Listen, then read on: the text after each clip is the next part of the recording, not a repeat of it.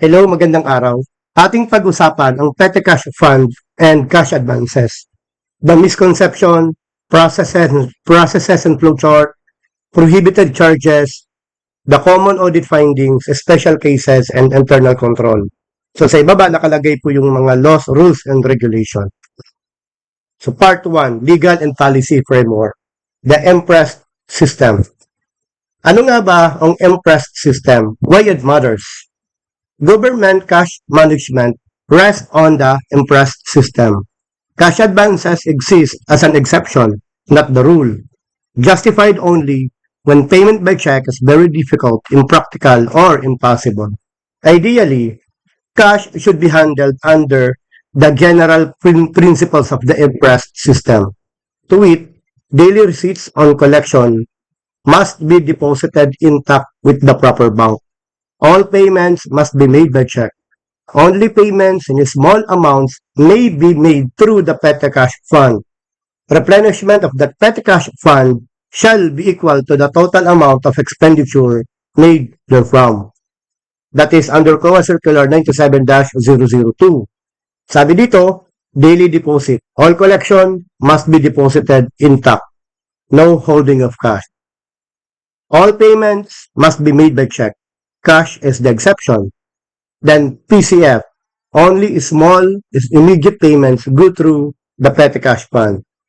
A cash advance is a privileged exception to the MPREST system, not a convenience. Granting one without a legally authorized specific purpose contradicts or violates the PD 1445. The governing law. Section 89 states that no cash advances shall be given unless for a legally authorized specific purpose. A cash advance shall be reported on and liquidated as soon as the purpose for which it was given has been served.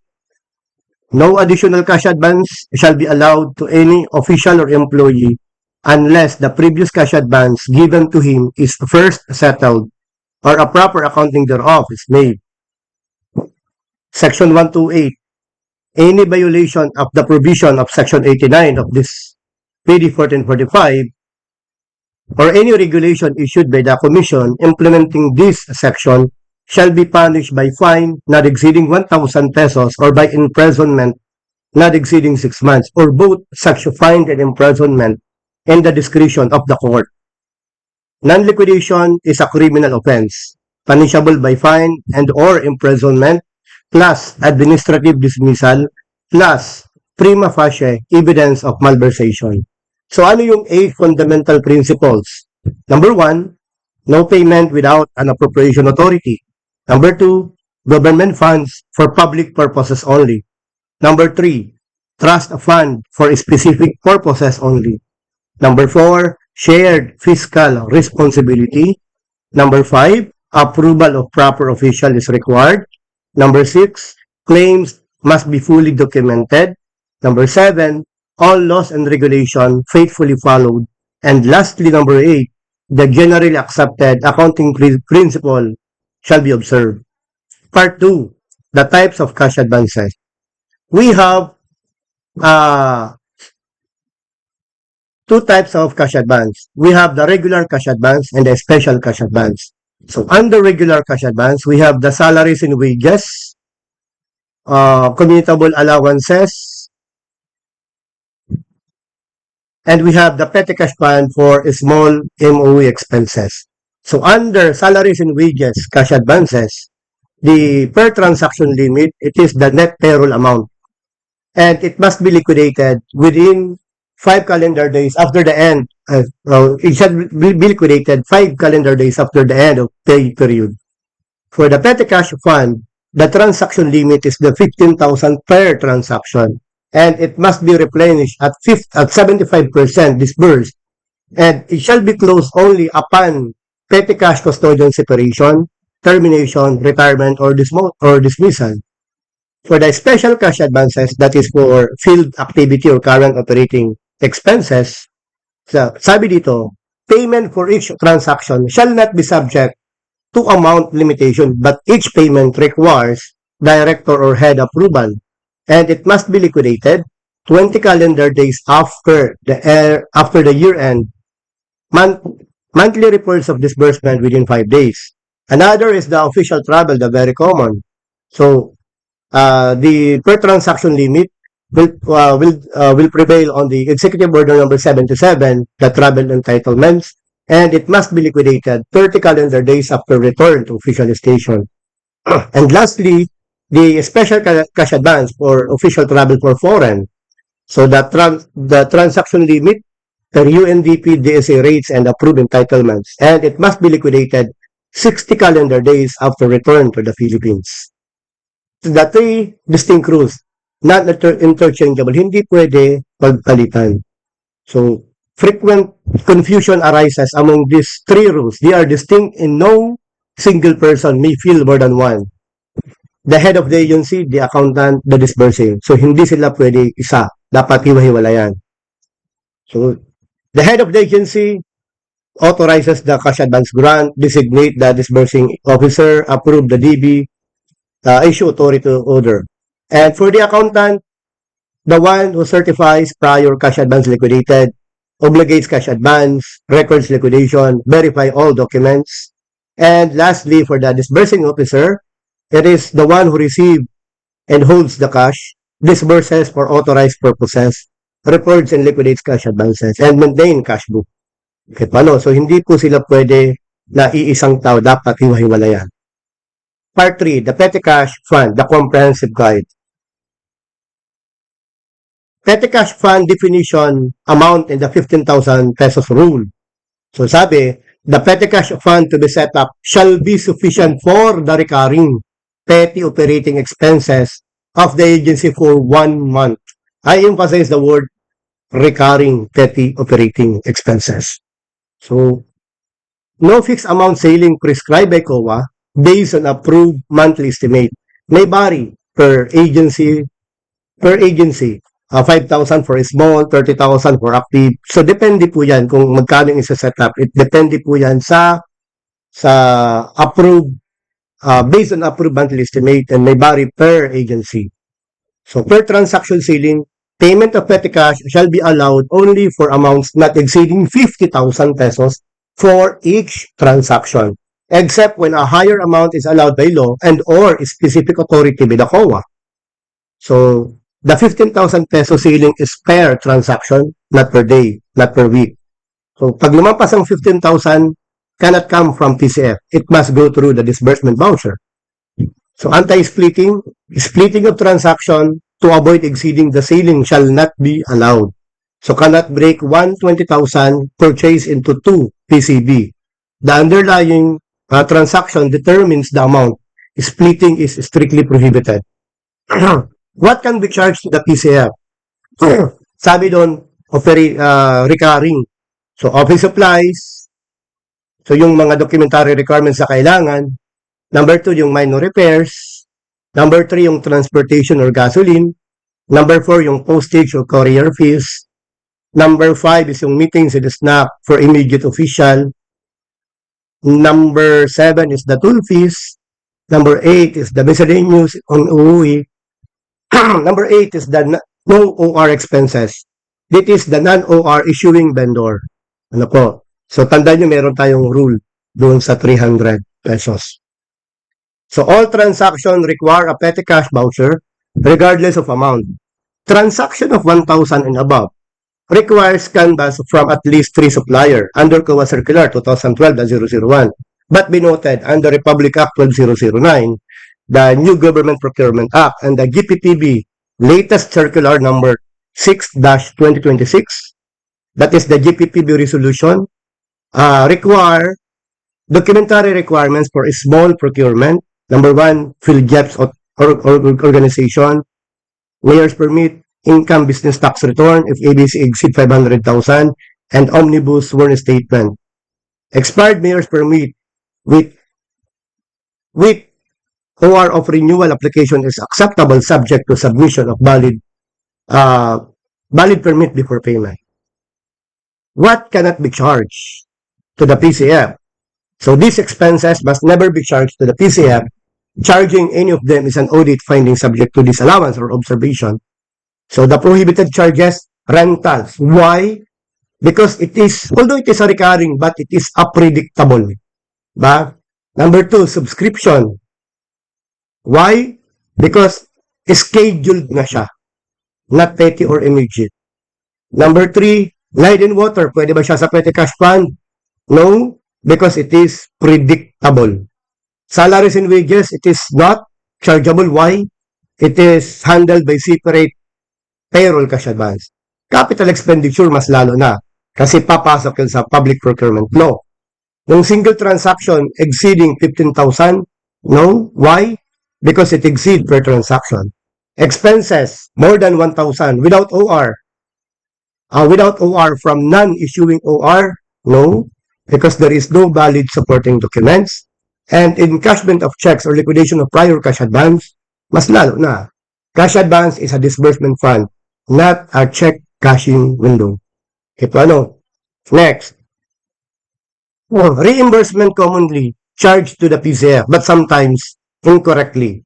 So the PCF is not a general reimbursement fund. Whether a reimbursement is proper depends on the nature, amount, and documentation of the expense. Halimbawa, yung officer personally bought bond paper. It is proper if supported by certification of expenses not requiring receipts. Denoted 200,000 to. Ba? Number 2, scenario, bumili ng 800 pesos from sidewalk who does not issue OR. Proper if supported by an RER. Kasi lampas na siya ng 300, di ba? So, amount 300 to 1,000 from non-OR issuing, RER applies. And third, 600 pesos, pero sa vendor issued an OR. 6 PCF reimbursement. Proper? Yes. If within PCF allowable MOE, OR was issued, amount is less than 15,000, so pwede siya, proper. So another scenario, 1,200, gasoline OR was issued, pwede, if pre-approved trip ticket exists. So, ano yung mga hindi? Yung bumili ng 4,500, OR was issued by furniture, that is a capital outlay. So, capital outlay, again, ma-fall siya doon sa 12,009. Ba? Next is yung electricity worth 1,500. Pwede ba siya? No. Improper. Light and water are regular expenses, explicitly excluded. Okay, next. The flowchart. So, dito tayo sa setting up the petty cash fund, the flowchart A. So, the head of the agency dapat mag-issue ng written order designating petty cash custodian and specifying the maximum accountability. Number 2, the PCC applies for fidelity bond. So, the PCC applies to the Bureau of Treasury. Actually, bago na to kasi 5,000 na siya, di ba? 5,000 na siya. So, number 3, approve estimates of petty expenses for 1 month equals basis for the amount. Number 4, the DB attaches the authority designation of PCC, the fidelity bond application, the approved monthly estimate. Yan po yung pag-set up, no? Number 5, certifies the appropriation available. No prior cash advances outstanding, obligates cash advance in book. Number 6, the LCE approves the DB.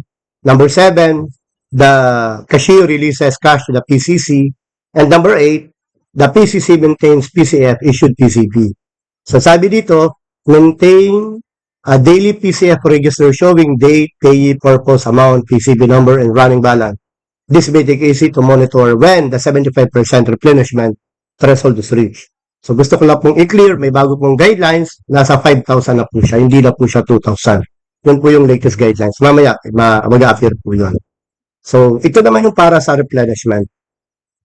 Number 1, monitor fund balance. So, the petty cash custodian monitors daily. When disbursement reach 75% of the authorized fund, initiate replacement. Then, the PCC prepares replenishment document, the petty cash or replenishment report, the summary of petty cash vouchers, the report of disbursement, all ORs, RER, certification, and so on and so forth. Number 3, accountants verifies, of course, verify the completeness of the supporting documents. Number 4, DB for replenishment prepared. Number 5, agency heads approve the DB. Number 6, cashier releases the PCC. So kung ang ginastos ay 7,500 doon sa PCB, then ang i-replenish is 7,500 din para bumalik, para ma-restore sa authorized level. So the replenishment shall be equal to the total amount of expenditure made from the fund is restored 100% of its authorized level after each replenishment. So ito naman tayong year-end PCF closing. So all cash advances, including the PCEF, must be fully liquidated at the end of each year. So limit new disbursement. Stop the non-essential PCF disbursement in last 2 weeks of December to facilitate easy year-end closing. Number 2, submit final replenishment. So submit final replenishment DB for all unliquidated cash PCB as of December 31. Include all expenses documents for the year. Number 3, actually ito bago na to, no. Hindi naman siya ito. Itong number 3 nito, return unused, hindi naman po required. Hindi po required to, no. I-clear ko lang, hindi naman po required na i-return mo talaga yung any unused balance. Kasi pwede mo lang i-return ang unused balance kapag umalis na o nag-retire o nag-resign si PCC. So mamaya i-discuss din natin yan, may separate discussion po yan. So number 4, PCC closed the PCF cash book. The closing entry shows zero balance. Number 5, pre-establish PCF. So ito naman, kung talagang na-close na, kung talagang wala nang tira. Pero kung sabi ko nga, halimbawa lang na at year-end, may balance pa na 7,500, halimbawa lang mayroon pang mga PCB na hindi pa naku-close, na dapat i-process yun. Pero hindi ibig sabihin na i-close mo na yung return unused balance. And yung i-replenish mo na lang yun at the beginning of the year. So hope you get my point. So do not carry over the PCF. Again, sabi ko nga po, hindi po ito, please ignore this. Please ignore. Kasi it is not mandatory, no? Okay. So misconception, myth versus truth. The PCF can be set up for any amount the officer wants? No. Because the truth, the PCF to be set up shall be sufficient for the recurring petty operating expenses for the agency for 1 month. Number 2, the 15,000 ceiling is per day? No, because the 15,000 is pair transaction. You can split 20,000 into 10,000? No, because it must be avoided. Splitting of transaction is strictly prohibited. If there is no official receipt, the officer cannot be reimbursed from PCF? No, because COA Circular 2021-001 provides for amounts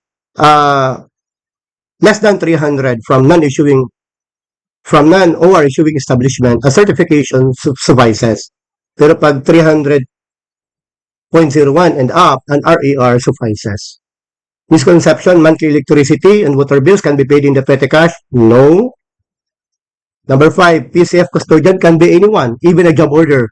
No, because PCC must be properly funded. And a job order is not unemployed. So a new cash advance can be granted even if the previous one is still unliquidated? No. No cash advances shall be granted unless the previous cash advance given to him is first liquidated and accounted for in the book. So once the accountable officer retires or resigns, their cash advance obligation is automatically extinguished? No. The truth is the transfer, separation, retirement from the government does not operate to discharge the said person from coverage of the definition of accountable officer and corresponding duty to count for the unliquidated cash advance under CSC Memorandum Circular number 23 series of 2019. So field activity cash advance for operating expenses can be liquidated anytime before the end of the year. So sabi dito, within 20 calendar days after the end of the year, subject to replenishment as frequently as necessarily during the year. So monthly reports of disbursements are required within 5 days after each month end. Local travel must be liquidated within 60 days? No, because it shall be within 30 days. So yung 60 days na yun applies only to foreign travel. An affidavit of loss can be substituted for lost hotel lodging receipts in travel cash advance liquidation. The truth is, certification or affidavit of loss shall not be considered as an appropriate replacement for the required hotel lodging bills. The word not is emphatic and absolute. A cash advance can be used to buy suppliers even if those supplies could have been paid by check. Sabi dito, a cash advance is an exception to the impressed system, justified only when payment by check is very difficult, impractical, or impossible. If it can be paid by check, it must be paid by check. Then, the PCF, ito yung sinasabi ko. The PCF must be closed at year-end because all cash advances must be fully liquidated. Sabi dito, the PCF is not closed at year-end. Sabi ng expressly states, the unused balance of the PCF shall not be closed refunded at the end of the year. The fund shall be closed only upon termination, separation, retirement, or dismissal of the PCC, who in turn shall refund any balance to close his or her accountability applies to other cash advances, not to the PCF. Ito yung sinasabi ko kanina. Then, part 6, the cash advance type by type. Letter A, the payroll. The payroll or salary of cash advance. So, the amount equal to the net amount of the payroll to the pay period. Who may hold? The cashier, the disbursing, the officer, the paymaster, permanently appointed and banded.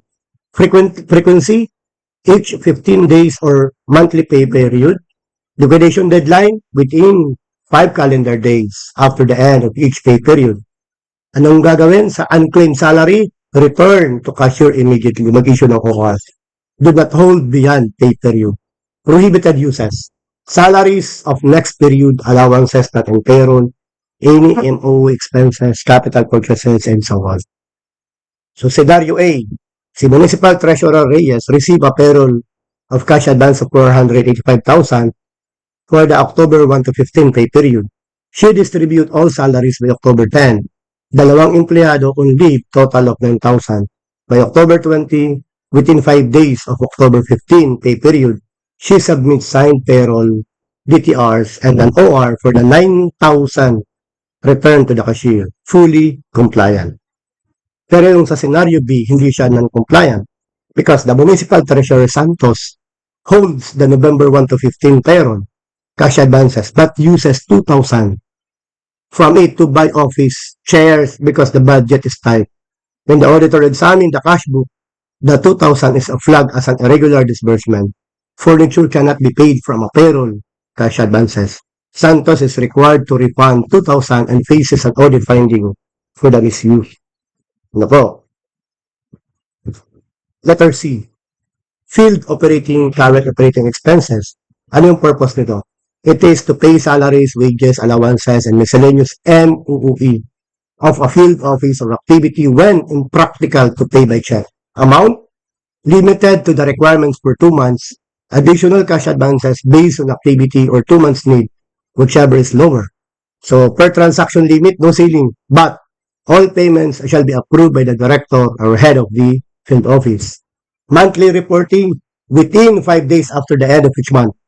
The accountable officer shall submit a report of disbursement. Annual liquidation within 20 days after the end of year. Documentary, approved budget for the COE of the field office or agency activity in the field. Then, meron tayong scenario. During construction supervision of a barangay road project in a remote area, so Engineer De La Cruz is designated disbursing officer. He received 80,000, 2 months budget of 40,000. He pays labor wages, pay materials for on-site, and pay travel allowance of field. Each payment is approved by the supervision head. He submit a monthly reports of disbursement within 5 days after each month end. By January 20, he submit the full liquidation. So, fully compliant po siya.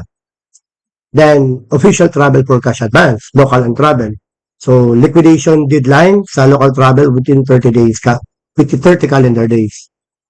Then, K documents for liquidation, the paper electronic ticket, their certificate of appearance, approved itinerary travel, liquidation report, RER, certificate of travel completed, hotel receipts. So yung critical rule, certification of affidavit of loss shall not be considered as an appropriate replacement for the required hotel and lodging. Affidavit of loss is explicitly barred as a substitute. Ano naman sa foreign travel? 60 calendar days after return to the Philippines. So ganun din, plane ticket, certificate of appearance, revised itinerary, narrative report on trip, report on participation, hotel bills, liquidation report, OR for refund of excess of cash advances. Ganun din dito sa local travel. Kung may sobra, di return. Then, within 30 days after return for the local travel and within 60 days after return to the Philippines for foreign travel. Different deadlines for local versus foreign travel. Part 7, the complete liquidation step by step, ha? So, applies to all types of cash advance, payroll, PCF, travel, and so on. So, number 1, the purpose served, the 75% TCF reach. The accountable officer completes the purpose of the cash advance. Number 2, return unused balance. Any unused cash return to the cashier. Number 3, prepare report of disbursement. Number 4, submit to accountant. Number 5, accountant records. Number 6, co-auditor post-audit. So, actually, itong credit notice, hindi naman po siya mandatory. Hindi naman po siya mandatory. So, AO submits additional pag na-disallow. The accountable officer submits additional documents or refunds. Then, actually, itong sinasabi ko nga po, no, pag na-disallow, mag-issue ng NSSDC. Pero itong credit notice from auditor, hindi naman po siya mandatory. Actually, ano lang to kapag halimbawa lang na-disallow siya. So, magre-refund siya, then mag-issue ng NSSDC. Then, liquidation, accountants, records in books, co-auditor, ito, ano niya itong credit notice, no? So, punta tayo sa iba. The enforcement mechanism, the demand letters, salary withholding, the CSC penalty matrix, the criminal proceedings. So, enforcement timeline by COA auditor. Ang binasihan dito is COA Circular 97-002 during periods where no cash examination is conducted. So, I emphasize the word where no cash examination is conducted. So, halimbawa lang, magka-cash exam si auditor tapos walang previous cash advances. What will happen? Kung si accountable officer fails to liquidate within 2 months, so sabi dito, COA auditor issue a formal demand letter requiring liquidation or explanation. Step 2, 30 days after demand letter served, if no liquidation or satisfactory explanation received, what will happen? Auditor advises agents ahead to withhold payments of any money due to the AO. Now, step 3, after demand and withholding, still no liquidation, the auditor prepares affidavit for criminal proceedings. Refer case to Office of the Ombudsman or COA Legal Office. At moment shortage is discovered, immediately no grace period allowed by law. So auditor demands in writing the production of missing funds. The granting of a grace period for the restitution is not allowed by law. So again, it happens for the periods where no cash examination is conducted. So, sample formal demand letter. Ito ay sample lang, no? Sample, suggested. So, ito yung mga elements and the required content ng sample demand letter. So, the formal demand letter is the prerequisite to administrative proceedings under CSC Memorandum Circular number 23-2019. The 30-day period after service of the demand letter determines the next enforcement step. Then, complete administrative penalty matrix under CSC Memorandum Circular 23-series of 2019. So, ito iba-iba to, no? Dapat ba ma-clear to? Full liquidation within demand letter with valid justification. So, walang aggravating circumstances. So, administrative offense, none. Penalty, none. Ito naman, full liquidation within demand period, but without valid justification. No aggravating circumstances. Ano yung offense niya? Simple neglect of duty. So possible suspension for 1 month and 1 day. Third, full liquidation without valid justification with aggravating circumstances. No mitigating offset. Ano yung offense? Simple neglect of duty, aggravated, suspension for 3 months. So napakahigpit ng civil service na to. Number 4, partial liquidation. Diba? With valid justification, has intention to fully liquidate, no aggravating circumstances or aggravating circumstances offset by mitigating circumstances. Ano yung offense niya? Simple neglect of duty, suspension, 1 month and 1 day. Partial liquidation, but without valid justification. Meron siyang intention and no aggravating circumstances. Simple neglect of duty, suspension, 3 months. Ba? Ito naman, sabi dito, partial liquidation. Diba? Mas malaki sa 50%. Without justification, equal or more than sa 50%. Without justification, has intention to liquidate with aggravating circumstances. Ano yung offense? Simple neglect of duty, aggravated, suspension for 6 months. Ito yung pinakamalala. No liquidation after demand period or partial liquidation. Failed to present any justifying circumstances and no intention to fully liquidate or default on salary deduction, promissory note. Sabi dito, if that is a gross neglect of duty, so pwede siyang ma-dismiss from service from the first offense.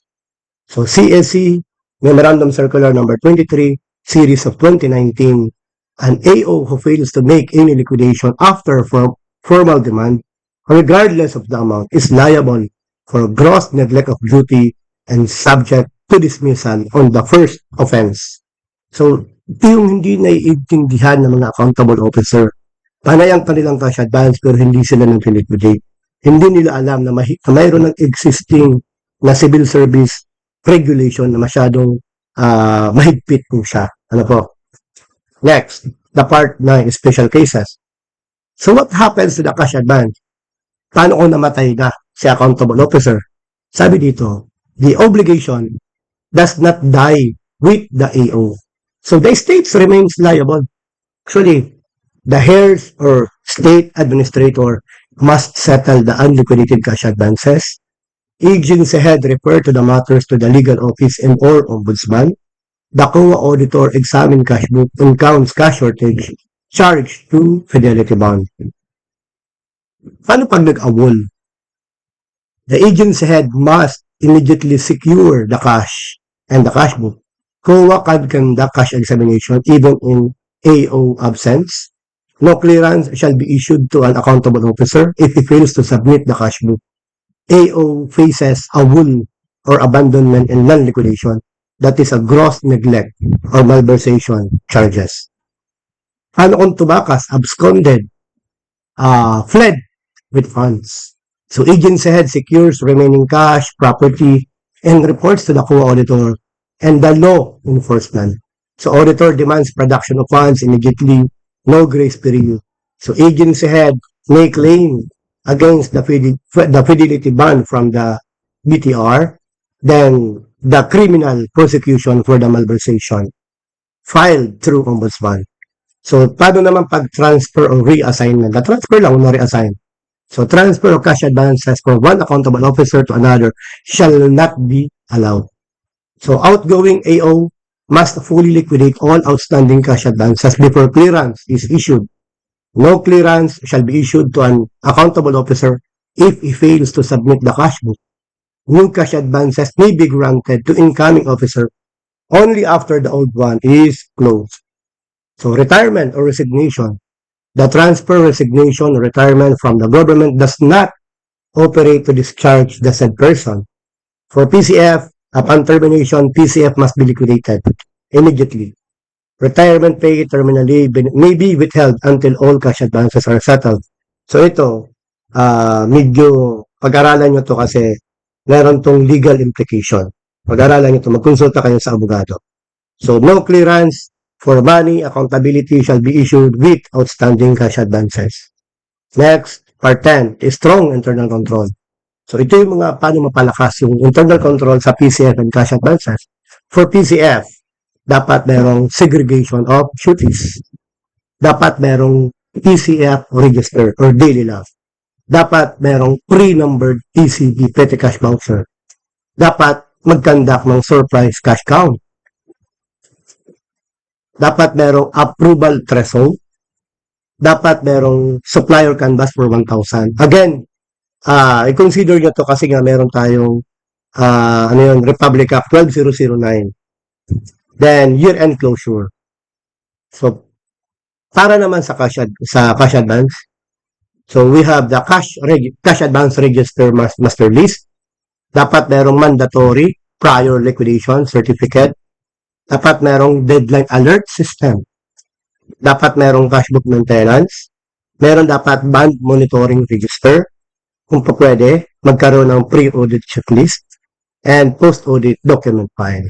Ano po? Siguro.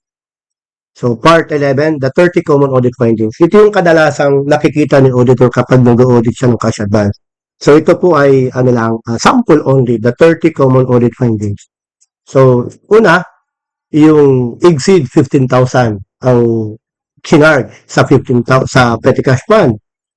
So, nakalagay po dyan yung legal basis, the recommended action, diba? So, number 2 na common, PCF transaction is split into smaller amounts to circumvent the 15,000 ceiling. Again, hindi yan pwede. Number 3, PCF used to pay regular expenses, yung rental, subscription, hindi po yan pwede. Number 4, PCF replenishment lacks required canvas for purchases of 1,000 and above. So, paano yan? Hindi rin yan pwede. Again, pag-aralan nyo to, no? Kasi, di ba, wala nang shopping. Wala na ngayong shopping sa 12009. Then, the petty cash vouchers are not fully accomplished or signed. So, kulang-kulang. Number 6, the common. The PCF replenishment lacks of report of disbursement, walang summary of PCB, then yung walang petty cash replenishment report. Number 7, certification used for expenses exceeding 300 should be an RER. Number 8, RER for amounts exceeding 1,000 from non-issuing vendor? No. So, di rin yan pwede. Number 9, new cash advances granted despite prior cash advance, outstanding and liquidated. Di rin pwede. Number 10, cash advances granted for payment of infra, mas lalong bawal na bawal.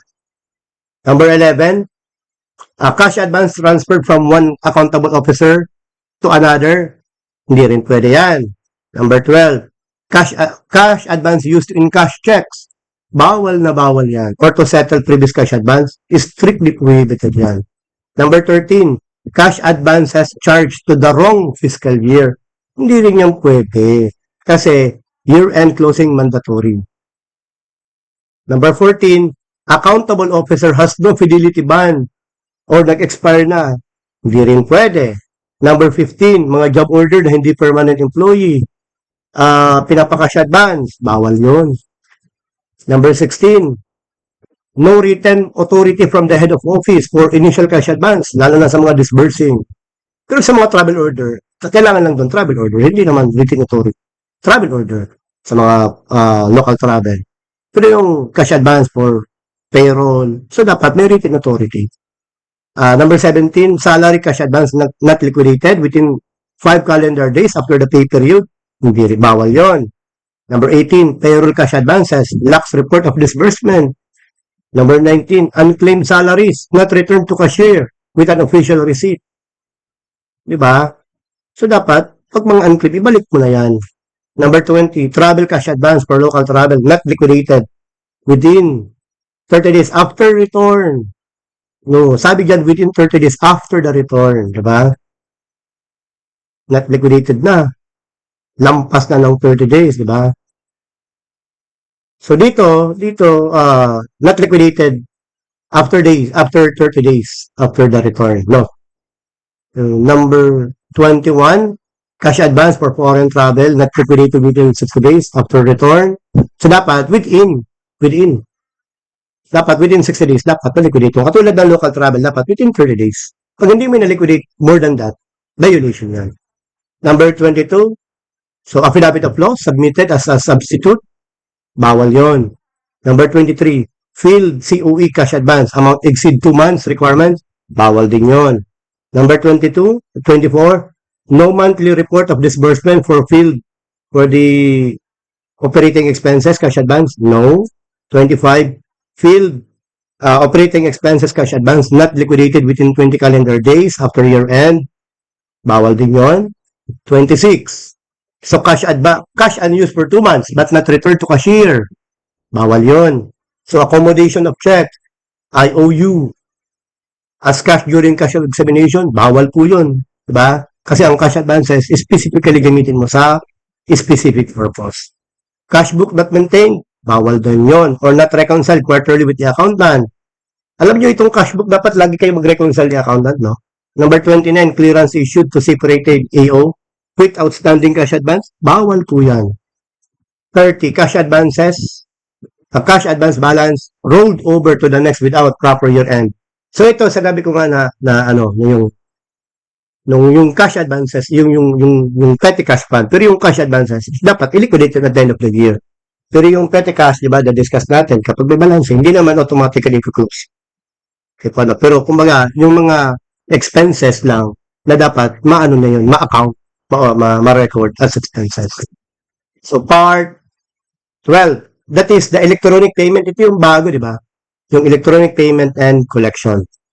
So, legal basis, yung Republic Act 8792, yung Republic Act 11032, yung Executive Order number 170, and yung pinaka-latest, yung COA Circular number 2021-014 dated December 22, 2021. So, patungkol po ito sa electronic collection and payments. No? So this issuance affirms that accountability principles remain the same even in the digital realm. Shifting to a payment, shifting to a payment does not remove COA audit jurisdiction. So DB requirements or the accountable officer's personal liability. So K definition, the following terms are defined under COA Circular 2021-014, the e-collection. It is a method or manner wherein revenue, fees, assessment, or obligation due to the revenue is being collected using a mechanical device, electronic device, or computer-based system. So the term refers to an alternative way of collection where no actual money, check, or physical note is handed through the hands of the government entity's collecting officer. Ang e-payment naman, kabaliktaran lang yan ng e-collection. Ito naman ay para sa paglabas ng pera. So, meron tayong tinatawag na TDL. So, an e-payment scheme where the government entities of funds are first transferred to the intermediary possession and control. So, may third party, no? Which the latter thereafter uses to distribute payments to the intended payees of the principal government entity. So, yung iba naman yung DEP, yung direct electronic payment, an e-payment scheme where the payments are made by the government entity itself using the intermediary technology or infra. So, this includes the use of ADA. So, ito parang direct to the point na yan. Then, we have the CAR, the collect, aggregate, remit. May third part na rin ito, no? An e-collection scheme where the daily collection are done by the intermediary on behalf of the principal government entity and aggregated in the intermediary position or control for a period of time before being remitted to the government entity. So, yan yung CAR sa collection. Iba naman yung ECC. So, actually, yung TDL at yung CAR, yan, yung TDL is sa disbursement. Ang CAR is for the collection. Pero, lahat yan may third party. So, dito naman sa ECC, this is a self-collect and credit. Actually, may separate discussion ako nito sa collection, no? Kasi may separate PowerPoint presentation din ako para sa collection. So that is an e-collection scheme where the collections are done by the government itself. So advice to debit account, ito yung debt. Then we have the intermediary. So ito yung mga key definition, no? Okay. So the four scheme under COA Circular number 2021-14. So una, yung sa collection. Yung CAR at saka yung ECC. How it work? So kung matatandaan nyo, sa CAR, intermediary collects from payer, aggregates collection, then i-remit niya sa bangko within the next banking date. Diba? Pero yung ECC, sabi dito, government entity collects using its own online system. Sila mismo, di ba? Collections are directly credited to EGDB. Actually, may nangyari dito, minsan lalo na yung, sample ko lang, no, pero di naman ako nagpo-promote ng GCash. Diba? Sample ko lang. Kung ba, GCash, di ba? So, yung GCash yun, pupunta ka sa bangko para register, para may mga proper documents yun. So, yung taxpayer pwede magbayad through via GCash. Kasi may mga requirements yung GCash niya, may mga requirements yan kung ano yung mga data doon. So, ang mangyari, it can be considered ECC kasi para pagbayad doon sa GCash, automatically i-deposit na doon, nakadeposit din sa bangko. Parang ECC yun. Parang, or CAR. Pero parang ECC kasi, ano na siya, auto-deposit na eh. Di ko sigurado, no? Pero parang CAR o parang ECC yun. Kasi, parang sariling online system, no? So, required documents. So, dapat, hindi na ngayon yung kukuha ka pa ng hard copy na OR. Ang ano lang dito is, halimbawa, dito sa CAR, yung third party din dapat merong electronic acknowledgement receipt. Dapat merong list of daily collection, merong certification of deposit from intermediary, a report of e-collection and deposit, di ba? Yun yung sa CAR. Pero sa ECC, ang ano lang dito, electronic OR issued immediately. Di ba, pag nagbabayad ka, automatic may magpa-pop up the reference number or OR number. Ang iba kasi humihingi pa ng resibo, parang hindi naman pwede na kasi magdudoble. Kasi auto credit na yun sa bank, di ba? Auto deposit na yun sa bank. So, siguro, electronic official. So, sabi kasi dito, electronic EOR ang tanong. Pero dapat magkaroon pa rin ng report of e-collection and deposit. Report of daily collection directly deposited. So, gusto kong i-clear dyan ang word na report of e-collection. So, kung meron kang cash receipt journal, dapat meron ka rin report of daily collection. E-collection. Next. So, kay rule, intermediary must post bond remittance to EGDB must be within the next banking day. And yung payroll naman sa SEC, EOR must be consistent with the COA Circular 2013-007, daily reconciliation, and so on and so forth. So dito tayo sa disbursement. We have the debt and we have the TDL. So sa debt, the government entity makes payment directly, diba? Directly using intermediaries technology, diba? Yung bangko, auto debit. So ADA, mobile banking, credit cards. So wherein no cash physically exchanges on hands. Ang isa naman na TDL, yung may third party, diba, gagamit kayo. Di ko alam, ha? Diba, meron kayong mga padala center or mga third party. So, government transfer to intermediary via GCash, Paymaya, bank. So, intermediary distributes payments to intended payee. Ba? So, yan yun. Next is required documents. Under e-payment, dapat merong approved. Although electronic yan, pero kailangan pa rin, no? Approved DB or payroll.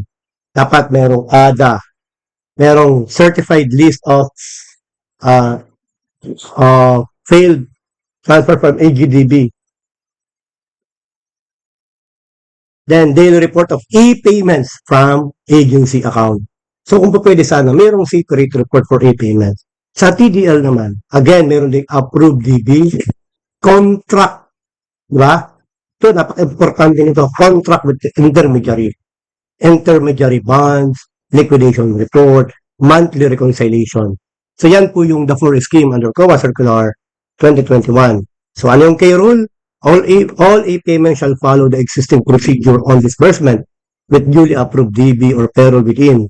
So, dito naman sa isa, transfer limited to net disbursing capacity or 30-day program of the distribution, whichever is measures. So, the intermediary must liquidate within 30 days and disburse funds return within 30 day. Okay. Sa TDL scheme, dito tayo sa TDL kasi di ba ang topic natin cash advance, no? The TDL scheme is the most commonly used in the LGU for distributing cash assistance. It operates similarly to cash advance. The government transfer funds to the intermediary which must account for and return all undistributed amount. So, agency approved DB. Ba? Kahit ano pa yan, kahit electronic pa yan, hindi dapat ito mawala. Execute contract with intermediary. Must include obligation of parties, liquidation, return of undistributed funds, auditability clause, co-access reporting requirements. Number 3, dapat merong intermediary post bond. Number 4, transfer to intermediary. Amount limited to net disbursing capacity or 30-day program of distribution, whichever is lesser. Intermediary distribute payments, unique transaction or ID or reference number generated for each payment. Liquidation report submitted within 30 days. So, monthly reconciliation and return of undisbursed fund, unclaimed or undisbursed funds returned to government account within 30 days from the date of transfer. So, sabi dito, authorizes the transfer of sum of money to intermediary only based on programs of distribution of the government entity or net disbursing capacity of the intermediary to release funds within 30 days, whichever is lesser, subject to replenishment upon submission of liquidation report. So, yan po yung sa TDL. Paano naman yung sa debt? So, advice to debit account. Other rules and procedure must be followed. Removes personal appearance of payee.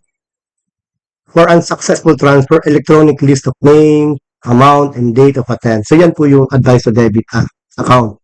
Then we have the online mobile banking. So, disbursing officer shall prepare the daily report of payments from agency accounts, report submitted to the audit team together with all digital payments received supporting the report. Cover the payments of bills online, EFT to pay from government account and similar. Okay, paano? Yan po yung sa online mobile EFT. Sa credit card, which is bago to. Sabi dito, no government entity may use credit card unless documented internal controls are submitted to audit team for evaluation and approval. Only banded official may be designated as credit card users. Use only if no other mode is more expeditious and inexpensive. Requires certification from head of the agency. Diba? Mahigpit ito. Diba? Then, a statement of account with receipt is a mandatory DB. Supporting documents. Billed amount must be paid in full and on time. Any interest or surcharges incurred due to negligence is for the personal amount of the designated personnel. Okay?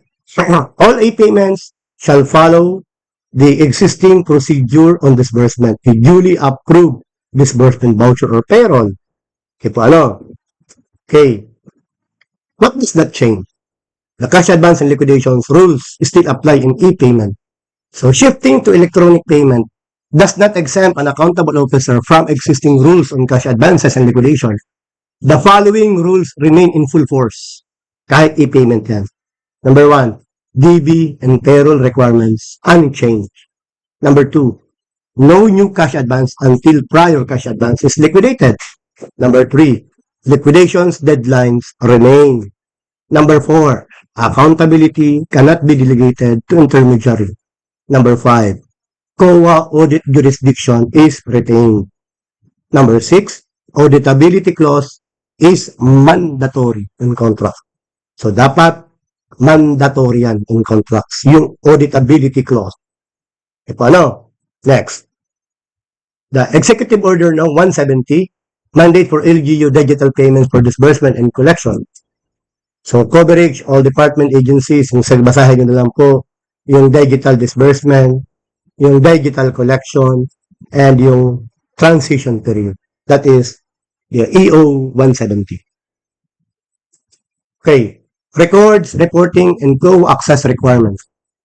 So, management, ito mga mandatory ito, no? Management Representation Letter, attesting compliance with internal controls over e-collection payment. So, basahin nyo na lang po yung specific provision, sino yung responsible, yung frequency at saka yung deadline. Okay, number 2, designated focal person for electronic e-payment or collection implementation. So, dapat mayroong ma-designate na focal person. Number 3, retention of electronic copies of all e-collection and e-payments document. Number 4, COA access to view, generate, download, and print data reports from intermediary system. Diba? Napaka-importante nito. So, dapat nakapag-develop tayo ng auditability clause.